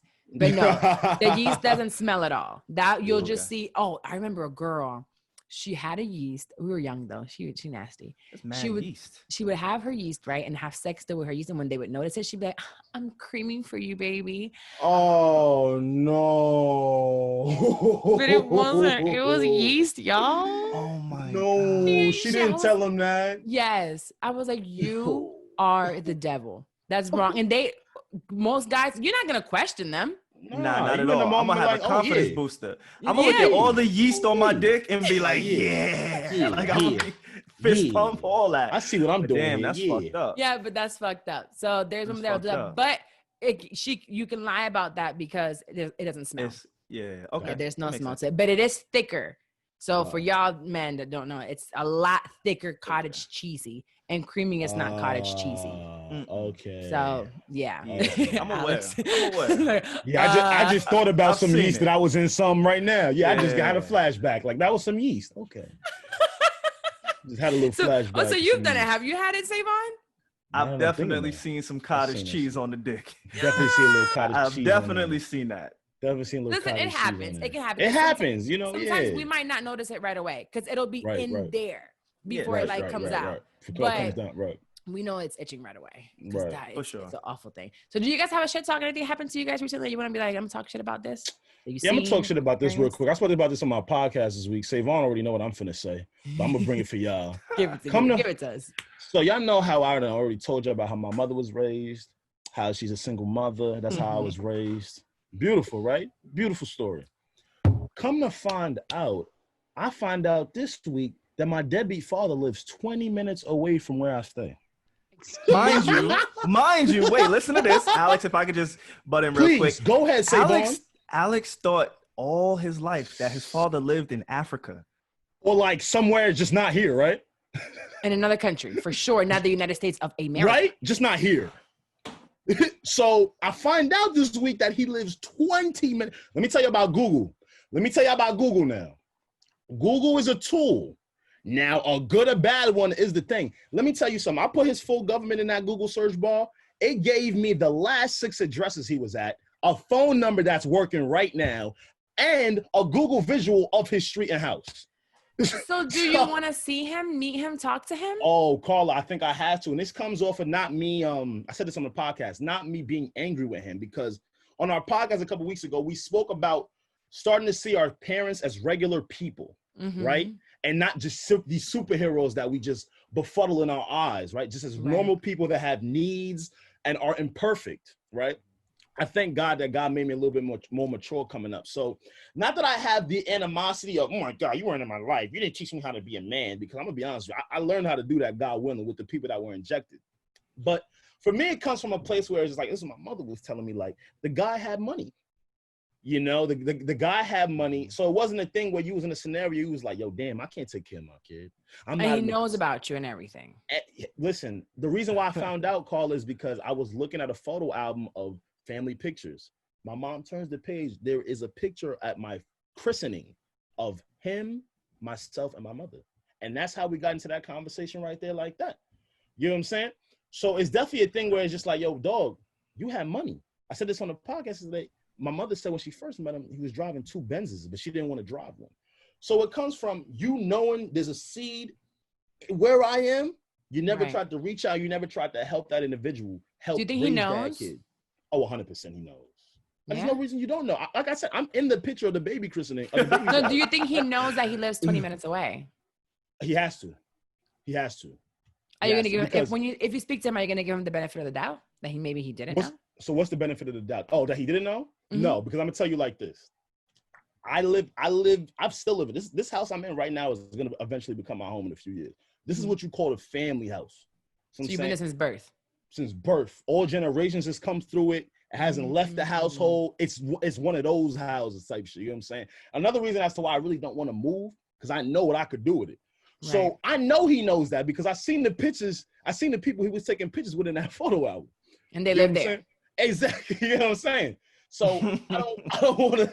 It's nothing like that. It's a more like, yo, bro, you ain't step as a man when you had the funds to do so. Do you want him to now? No. What's there to do now? I don't know. So that's funny, because I have a friend that found out through like Ancestry or one of those that she's never known who the one parent is, and the other parent never said, I'm never gonna give you any information, right? So she does this and she finds an aunt. So now it's like, do I want to know? Do I not want to know? So wanting to find out, my questions are like, do you want that relationship, or do you just want to know, what you're at? Do you want to meet them to see, maybe ask them, why? Not necessarily expecting anything from them, but what do I have from you? Because I feel like we have that identity thing. When I talked about the whole identity episode, where I have a friend that was adopted. 100%. And she came onto the show, and she always knew, but she met her birth mother and all that. So you get to see, you probably meet him and say, wow, I have these traits from you. It's fucked up, because I already know the traits since I realized that where he lived. And I'll say it right now. So you know how it's in the whole New York here, like how we were saying in general, right? And they call Manhattan the city. Me and Savon stay in Long Island, closer to Queens, right? So Long Island is not like Queens in terms of the demographic, how people speak, the culture, you know what I'm saying? It's a little bit different. It's a little bit more Caucasians in certain parts of Long Island, you know what I'm saying? So for the longest, I'm like, yo, why am I always like this? Like, why do I have this tone? Why is my vernacular always could come off kind of gangster shit like that? Or why when people meet me, they go, yo, you from Queens? Yo, you from Brooklyn? You from Queens? It's like it's coming full circle now. But that's a nature thing. That's how that's where you're raised. Some say maybe mannerisms or ways that you think, that's genetic. That's passed down, because even though like my daughter doesn't spend a bunch of time with her dad for years, she does things, and I'm like, this is your fucking father, but how could you, like, why are you like this when you're around me all the time? Why could you be like me? And she's just like him. So you might see things in you from him, and you might want to, but it's totally up to you if you want to have that relationship at all. I do want to have a conversation. He could be a different man now. He could be a different man now, Carl, but you know what, for me, it's just certain things I just can't respect. And honestly, even if this guy wasn't like my dad, it's just certain things I can't respect. Alex will never admit it, and maybe he doesn't understand it. And on our podcast, me and Steph try to let him know Alex is dealing with hurt. Yeah, I'm not. He sounds hurt for sure. Subconsciously, because you mentioned funds and like that's 3 times. You mentioned funds 3 times, and I know that the money means nothing to you. No. You're like, oh, but he had the money, and it's okay. You're just saying why. Your question is why? Why were you there for me? And you're gonna get that answer, and you might not agree with the answer, but then you have to decide: do I then want to accept that why and say, can we work on it now? And I think it could work if both of you guys are open to it, to have a good relationship. Because what if he was scared to say, damn, he turned 21 now, that's a grown man, he might not accept me, and he could be scared too as a man. I get that, but I'm gonna be honest with you, Carla. Between me and you, again, it's just certain things I can't respect, right? If I bring a kid into this world and say, let me address Savon real quick. Savon, I've already said this is hurt. The thing is, though, because God has projected so much blessings in my life, it doesn't come off as hurt because I never felt hurt. You get what I'm saying? I never felt the want and need for money, the want and need for a male in my life. You get what I'm saying? So, of course, there's hurt there because I wish he would have been there naturally. That's natural. But what I'm saying is not like a natural hurt that I'm trying to avoid. It's nothing like that. As a matter of fact, I'm so glad this is being touched now, because I'm at a point in my life where I can speak about it at the rate that I can actually speak about it about. You get what I'm saying? So if I bring a kid into this world, it comes to a point of respect where it's just like, yo, dog, you brought a kid into this world. Me having a conversation with you now because I'm older is supposed to change. Oh, like, come on, man. That's just, it will. It starts with your character. But you have to be open-minded. Of course. There's no way that how old are you, 30? No, 24. You were younger. I do remember that. You're like a kid. 24? 24. I know. I'm very mature for my age. Alex is the baby. I'm very mature for my age. I do remember this conversation. I know. Very young. Alex okay, 24. Baby, you're hurt. And there's you're not gonna tell me. But I told him that though. But I told him that. You're not gonna. But I told him that. Savon just wants me to cry. I'm hurt. No. Yes. You don't have to cry. You don't have to cry at all. That's what I'm trying to tell him. Yeah, like I'm hurt. Like it doesn't matter how mature you are of a person. We need our parents. Of course. We need our parents. As mature as I am, I don't have a relationship with my mom right now. Mm-hmm. And I have chosen to now at this point say, forget it. I don't want it. It still hurts every single day because I have an idea of what a mother should be. So there could be that you probably have an idea of what a father. Stop right there though. I've never had that. That's the issue right there. Stop right there. My brain has never gone into that, and that's the issue. You've never seen someone with their dad and said, I wish I had that? No, I swear to God. I'm going to call bullshit. You didn't watch the movie? It doesn't sound real. I swear to God. It doesn't sound real because it's the truth for me. Like, I don't like this thing about Savon. He wanted me to pull from other people. I'm telling you about me. Carla's saying the same thing. So Carla, but you know me more. So stop. So Carla. But wait, like I've said on my podcast, game right? Where a kid had their dad as the coach. Gangsta. I'm gonna tell you what. I was raised by my mother, my aunt, and my uncle who passed. Mm-hmm. So we all lived together. So till about 12, 13, in those years when you're seeing that shit as an adolescent, those are the years you're thinking about shit like that. Dog, this shit never came to my brain because the family would never talk about his name. You know what I'm saying? Not talking about him in specific. Yeah, but the idea of a father, you get what I'm saying? No, the uncle so you was never that thought father. No, but you knew he was your uncle. I understand that, but he at played 12, the role. You know your mom smashed someone and made you. Okay. So maybe you did not wonder who he is, but the idea of a father at some point. It just never worked out like that for me. And maybe it's some things that I want a therapist to talk to me about as to maybe why you I didn't. Suppress those feelings. I did. We're working through that in my therapy right now. My therapist. I have erased. So give me some signs of suppression. But Savon doesn't ask me questions. He just thinks he knows what's going on. Carla, because give me some I operate off of suppression. Emotions. I operate off of emotion. And now that we have somebody who's neutral, which is Carla, because when it's me, you, and Steph, it's no neutral. Like nobody's neutral. Mm-hmm. Carla is neutral, and she's leaning towards how I feel, which is fam.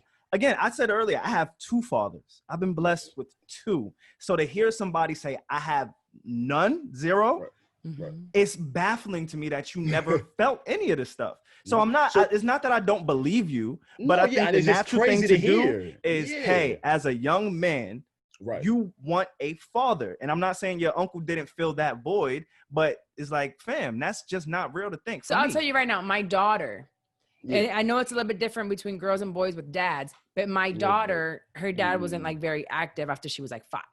Which is when you start really wondering. But she had my dad. And when I tell you my dad he passed away when she was 11, almost 12. So when I tell you my dad was there for every like daddy-daughter dance, they traveled. She didn't need shit. She had my brother.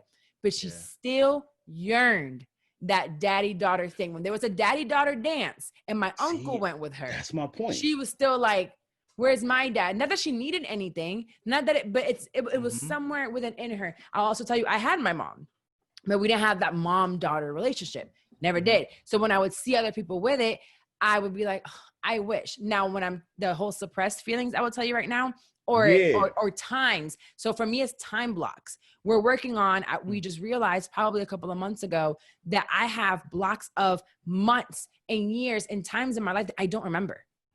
So literally I was doing the whole boat situation here this weekend while Wax was out in Jersey, and I had to deal with that stuff. And this guy comes and he looks at me, he goes, "Is your name Carla?"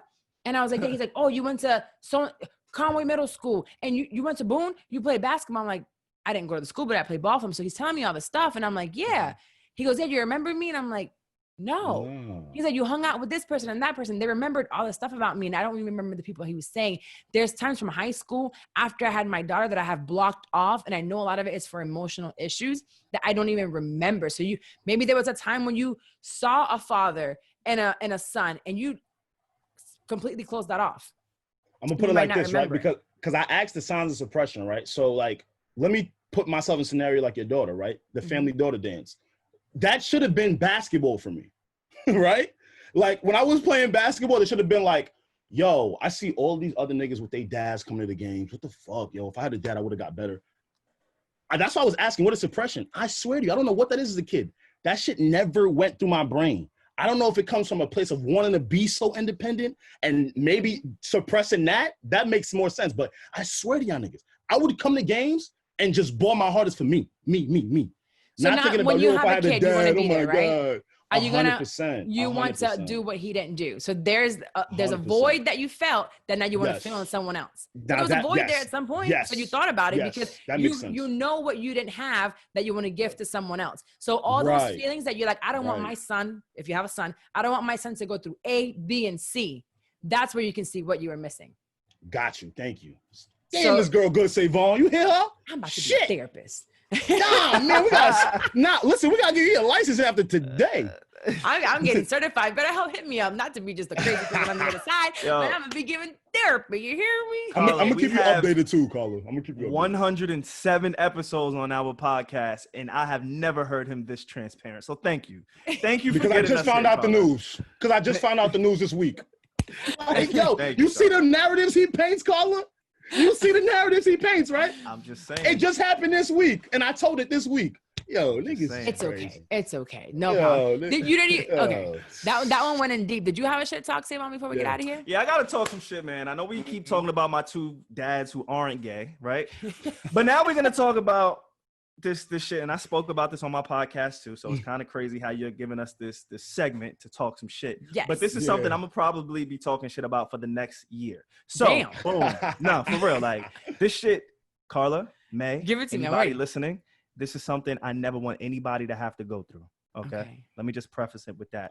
Now, it's not as deep. It is not as emotional, heart-wrenching as Alex's story. Nigga, tell me. You got me over here like, what's up? Like, but it's something. So I have a large family. Again, I told you, big family. My mom, been married to my stepdad. I have 4 siblings. I got mad siblings, 4, 5, 6. I don't know. It's mad of us. But in my family group chat, it's just me, my siblings, and my parents, right?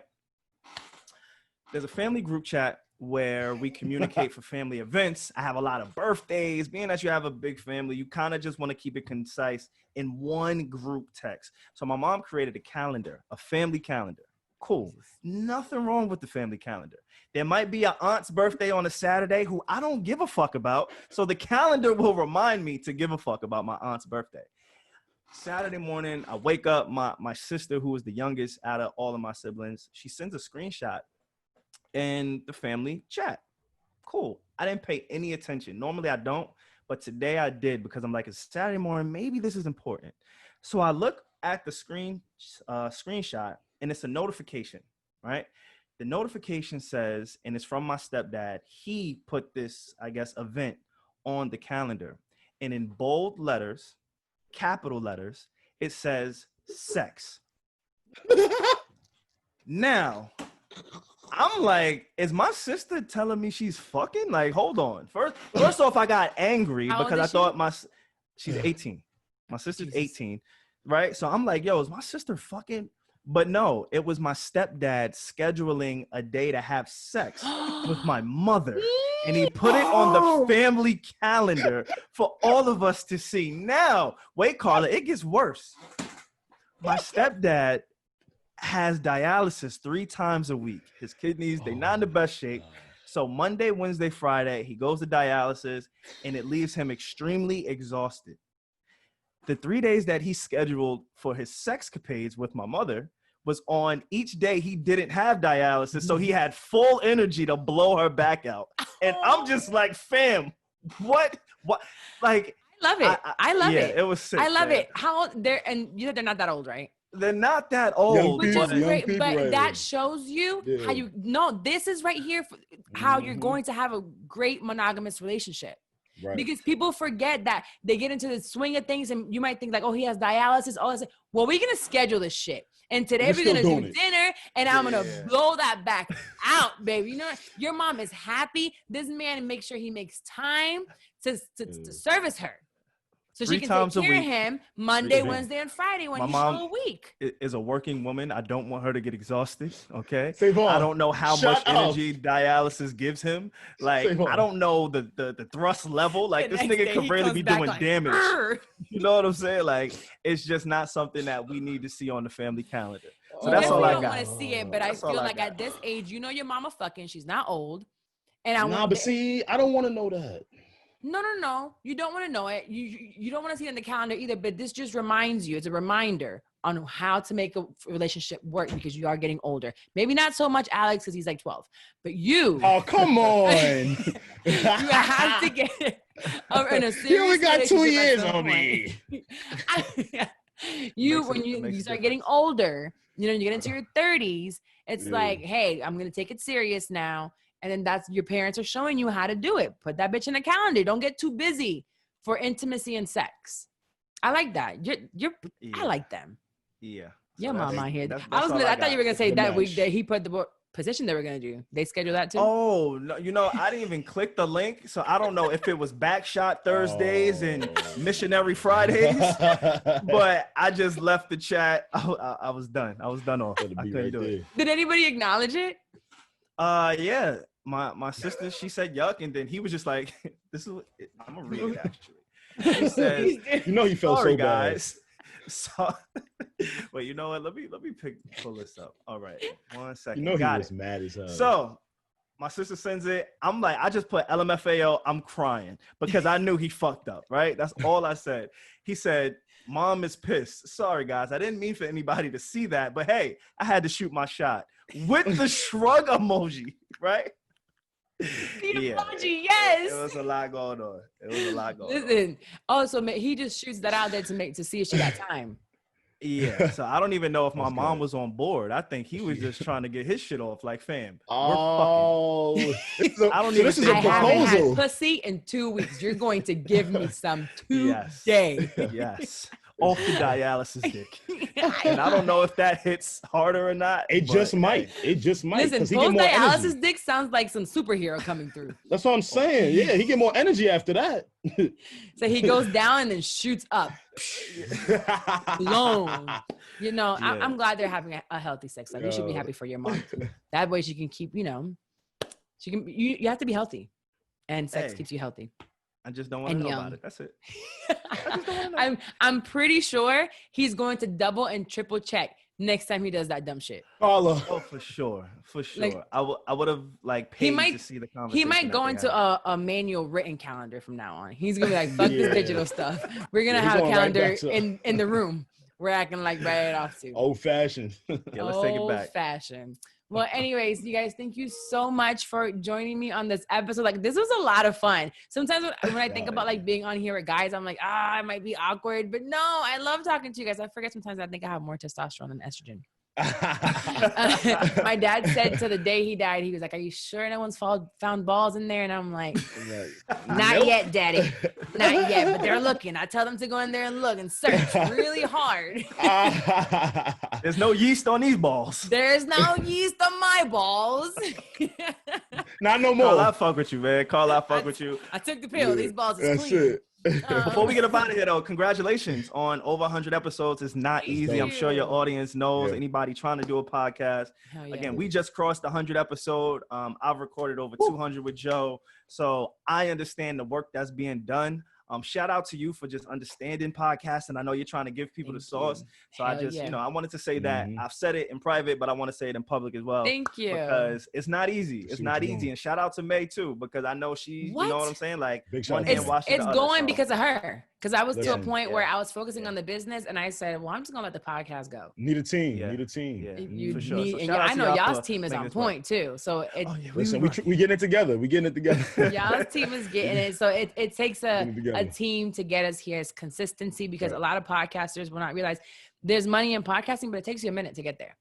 Exactly. It takes a lot of consistency. You got to understand that. You got to love what you're doing before you get there. So you got to just, if you're interested in it, I have a class tonight for it, but I'll be, I do it once a month. I open up enrollment once a month for idea to launch, to do all of that. And it takes consistency. Some people are killing it. Like I got messages like, oh, I just got approved for Audible. And now they're doing affiliates for all kinds of different stuff and getting paid from it. It's like, you get that first check. I got my first check 3 months into podcasting. It was $60. That's really early. Boy, I tell you, them $60 felt like 60 million. I know it did. I didn't even want to cash it because I had a job at the time. So, but it feels amazing that you're sitting here doing something that you already love to do. You're having fun doing it. And I was like, this covers right here my hosting fee that I got to pay every month. Absolutely. Yeah, right. That alone. You don't want to pay for it sometimes. So yeah, that's super dope. But do you guys have any announcements? How do people get in hold of you? How do they apply to be Savon's love? Alex. Well, now y'all can just find me on Instagram, man. He's about to. Sorry. Yeah, let's do it. Instagram is my first name, Savon, Savon, with my last name, Slbter. So I turned the A upside down, made it a V.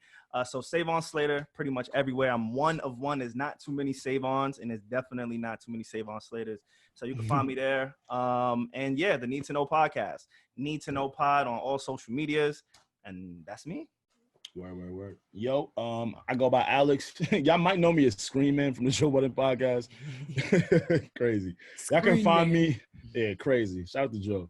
My Instagram and Twitter is at Ball Till We Fall, BALLTILL We Fall on Instagram and on Twitter, Ball Till We Fall. Come holler at us. Ball till we fall. Ball till we fall. Oh, come on, that's the jingle right there. Thank you so much, everyone, for tuning into this week's episode. Don't forget to share this episode with your friends, family, and even your enemies. You don't know what they might hear on here. Help the show grow. Don't forget to go to Apple Podcasts, leave a rating review, not just for my podcast, so you guys know that they're podcasters as well. So run over to Need to Know. It takes 60 seconds, if that, literally. You find the podcast, subscribe, and hit that 5 stars because we're dope. They're dope. Like, I'm not going to bring in here somebody whack. If I did, I'll be like, put that 1 star over there. No, I'm just kidding. Don't do that. Because there's haters that do that just to do it. But no, leave that 5-star rating. Leave a review so we know that you're watching so we can shout you out. And I will see you guys again next week. Goodbye.